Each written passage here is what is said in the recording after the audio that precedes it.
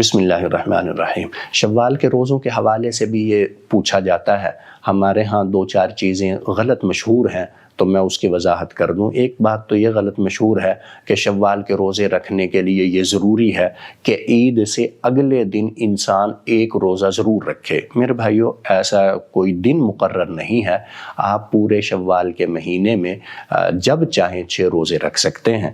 آپ چاہے وہ 2 شوال سے شروع کریں، چاہے 3 سے کریں، چاہے 4 سے کریں، چاہے 25 سے کریں، چاہے 20 سے کریں، چاہے 15 سے کریں، جب چاہے کر سکتے ہیں۔ دوسرا، ہمارے ہاں یہ غلط مشہور ہے، سمجھتے ہیں کہ 6 روزے جو رکھنے ہیں وہ مسلسل رکھنے ہیں، کہ جب شروع کر دیے تو اب 6 دن مسلسل روزے رکھنے ہیں۔ میرے بھائیو، مسلسل رکھنا بھی ضروری نہیں ہے۔ اگر آپ 1 روزہ رکھ کے بریک لینا چاہ رہے ہیں یا 2 روزہ رکھ کے بریک لینا چاہ رہے ہیں تو آپ لے سکتے ہیں۔ آپ مسلسل 2 روزے رکھ لیں، مسلسل 4 رکھ لیں، نہ رکھیں، ہر روزے کے بعد بریک لے لیں، جیسے آپ کو سہولت ہو۔